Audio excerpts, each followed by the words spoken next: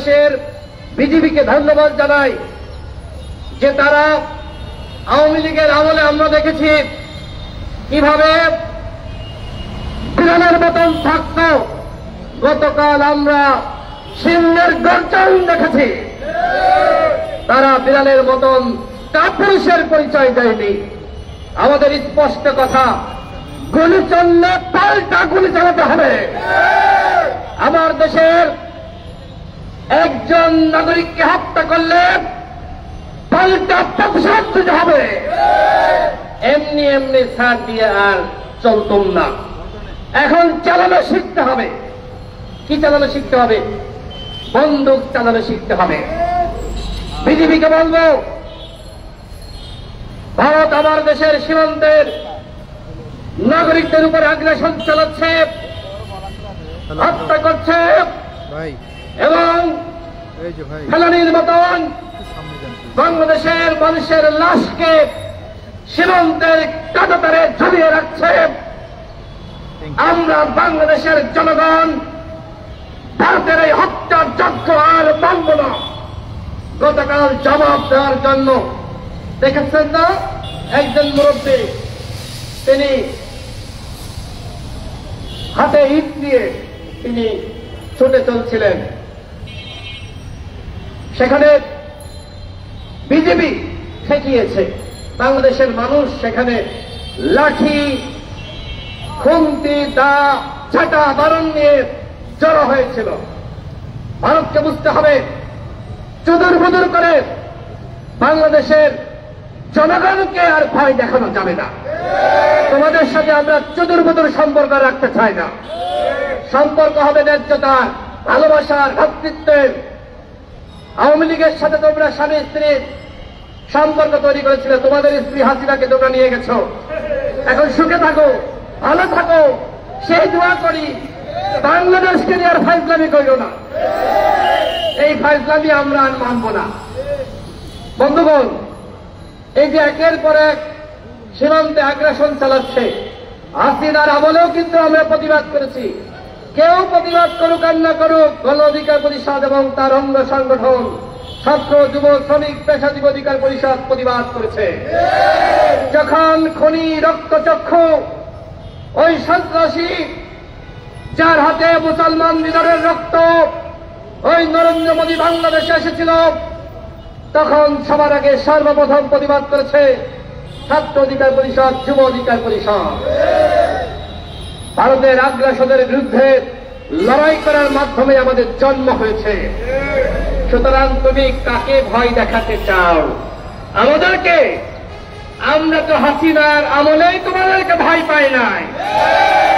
এখন তো আমাদের সরকার ক্ষমতায়, আমরা তোমাদেরকে ভয় পাই না। আমি অন্তর্বর্তীকালীন সরকারের মাননীয় প্রধান উপদেষ্টাকে বলবো, ভারতীয় হাই কমিশনারকে আগামী 24 ঘন্টার মধ্যে পররাষ্ট্র উপদেষ্টার মাধ্যমে তলব করাতে হবে। কেন বাংলাদেশের সীমান্তের মধ্যে প্রবেশ করে বাংলাদেশের জনগণের সম্পদ ওই গাছে কোপ দিল, কেন গাছ কাটলো, তার জবাব চাইতে হবে।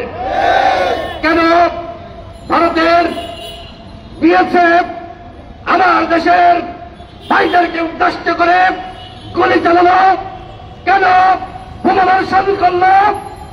এর মাধ্যমে তারা আন্তর্জাতিক আইন লঙ্ঘন করেছে। স্পষ্ট কথা, আমরা আর ভারতের দাদাগিরি মানব না। যদি প্রয়োজন হয় সরকারকে বলব, ভারতের আগ্রাসনের প্রতিবাদে ভারত সরকারের বিরুদ্ধে আন্তর্জাতিক অপরাধে, আন্তর্জাতিক আদালতে আপনারা মামলা করবেন। আমরা ভারতের সাথে সম্পর্ক চাই। কেমন সম্পর্ক? হাসিনার মতন স্বামী স্ত্রীর সম্পর্ক না, হাসিনার মতন রাখি বন্ধনের সম্পর্ক না।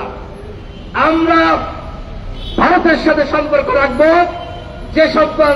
যে সম্পর্ক আমাদের চীনের সাথে রয়েছে, যে সম্পর্ক আমাদের আমেরিকার সাথে রয়েছে, যে সম্পর্ক আমাদের পৃথিবীর অন্যান্য রাষ্ট্রের সাথে রয়েছে, আমরা সেই একই সম্পর্ক রাখবো ভারতের সাথে। হাসিনার মতন দিয়েই যাব, আর ওই নেওয়ার পাল্টা তোমরা শুধু মেরেই যাইবা, আমরা সেটি মানব না বন্ধুগণ। ভারতের সাথে আমাদের অবশ্যই সম্পর্ক রাখতে হবে, কারণ ভারত আমাদের প্রতিবেশী রাষ্ট্র। আমরা কি ভারতের সাথে যুদ্ধ লাগানোর পায়তারা করেছি? করি নাই।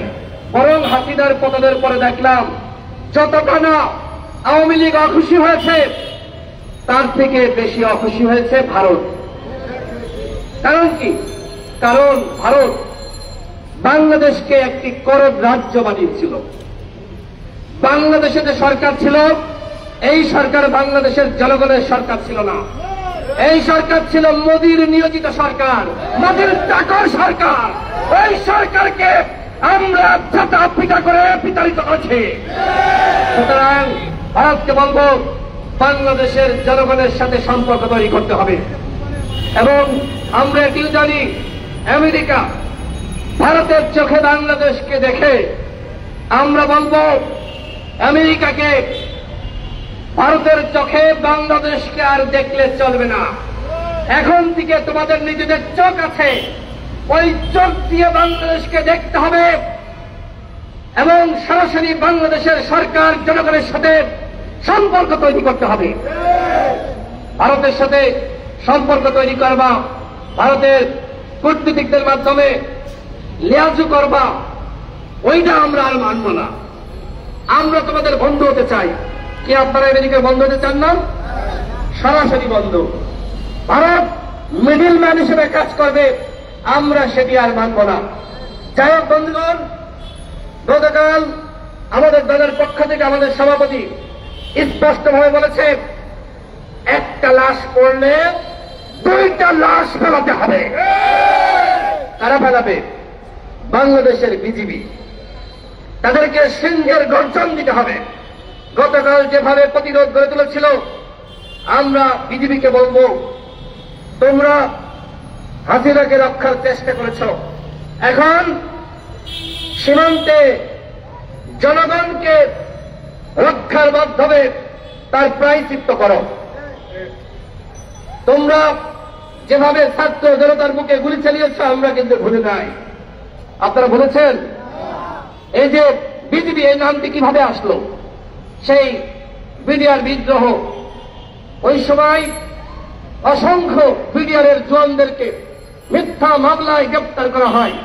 আজকে তাদের অনেকে জামিন পেয়েছে, আমরা তাদেরকে ওয়েলকাম জানাই। আমরা যখন জেলে গিয়েছিলাম 2018 সালে, এই বিডিআরের নিরীহ কারাবন্দী ভাইয়েরা আমাদের সেবা করেছে, আমাদের খাওয়াইছে, আমাদের রেখেছে। তাদের মধ্যে হয়তো কিছু অপরাধী থাকতে পারে, কিন্তু অধিকাংশই নিরপরাধী। তাদেরকে বিনা বিচারে এত বছর কারাগারে রাখা হয়েছে। আমরা সরকারকে বলবো, তাদের ক্ষতিপূরণ দিতে হবে। তারা এই যে দীর্ঘ সময় বেতন ভাতা পায় নাই, তাদেরকে একবারে সেই বেতন ভাতা দিতে হবে। সরকারকে বলবো, আমরা শুনি বিডিআর বিদ্রোহের সাথে ভারতীয়রা জড়িত। ওই সময় ভারত থেকে একটি প্রশিক্ষিত বাহিনী এসে বাংলাদেশের সেনাবাহিনীর 57 জন অফিসারকে হত্যা করে। ওদেরকে খুঁজে বের করতে হবে। আমরা ওদেরকে ছাড় দিতে রাজি নই। বাংলাদেশের সেনাবাহিনীর মেরুদণ্ড ভেঙে ফেলার জন্য এই ধরনের ষড়যন্ত্র হয়েছিল। সেই ষড়যন্ত্র এদেশের ছাত্র জনতা দীর্ঘ সময় পরে হলেও সেটি মোকাবেলা করেছে এবং আসল রহস্য উন্মোচনের পথে। সর্বশেষ যে কথা বলব, গতকাল দেখেছেন, গতকাল এসএসএফ তার ডিজির বাসা থেকে একজন আওয়ামী লীগের নেতা গ্রেপ্তার হয়েছেন। বিএনপি এবং বৈষম্যবিরোধী ছাত্র আন্দোলনের নেতারা, শিক্ষার্থীরা সেখানে গিয়ে ওই বাসা ঘেরাও করেছে, পুলিশকে খবর দিয়েছে, কিন্তু এর মাঝখানে সেনাবাহিনীর একটি অংশ তাকে রক্ষার চেষ্টা করেছে। সেনাপ্রধানের আশপাশের লোকের পরিচয়ে হুমকি ধামকি দিয়েছে। আপনারা দেখেছেন 21 টেলিভিশনে বিস্তর নিউজ হয়েছে। এই যে এইখানে এতগুলো সাংবাদিক আছেন, আপনারা নিউজ করতে পারেন নাই কেন? আপনাদের মালিকরা নিষেধ করেছিল? উত্তর আছে। বাংলাদেশের এতগুলো মিডিয়া, চ্যানেল আপনারা নিউজ করতে পারেন নাই কেন? কিসের ভয়? তথ্য উপদেষ্টা নাইককে আপনাদের নিষেধ করেছে, সেনাবাহিনীর পক্ষ থেকে নিষেধ করা হয়েছে, এসএসএফের পক্ষ থেকে নিষেধ করা হয়েছে। কেন নিউজ করতে পারলেন না? শোনেন, এই যে গণঅভ্যুত্থান, এই গণঅভ্যুত্থানে টিভি সাংবাদিক, ডিজিটাল মিডিয়ার সাংবাদিক তারা কিন্তু সংবাদ প্রকাশ করতে পারে নাই বা করে নাই। সামাজিক যোগাযোগ মাধ্যমে, ফেসবুকে, ইউটিউবে সংবাদ প্রকাশিত হয়েছিল এবং সামাজিক যোগাযোগ মাধ্যমে কিন্তু আন্দোলনটা হয়েছে। সুতরাং আপনারা যদি জনগণের পাল্সটা বোঝেন, জনগণের কাতারে না আসেন, জনগণের কাঙ্ক্ষিত সংবাদ প্রকাশ না করেন, তাহলে কিন্তু এই বর্তমান বাজারে আপনারা টিকতে পারবেন না। জনগণ কিন্তু মিডিয়াকে আর গ্রহণ করবে না। সামাজিক যোগাযোগ মাধ্যম, ফেসবুক, ইউটিউবকে বেছে নিবে। যাই হোক, আজান দিয়ে দিয়েছে, কথা বাড়াবো না। আমরা সরকারকে বলবো, ভারতকে ভাই পাবেন না। ভারতের সাথে চোখে চোখ রেখে আঙ্গুল উঁচু করে কথা বলবেন। ভারতের দাদাগিরি বাংলাদেশের জনগণ আর মানবে না। সীমান্তে যে ধরনের আগ্রাসন হয়েছে, এর জবাব চাইতে হবে। আগামী 24 ঘন্টার মধ্যে ভারতীয় হাই কমিশনারকে তলব করুন, জবাব চান। ভবিষ্যতে আর যাতে এই ধরনের আর কোনো ঘটনা না ঘটে। সবাইকে ধন্যবাদ জানিয়ে আমি আমার বক্তব্য শেষ করছি। আসসালামু আলাইকুম।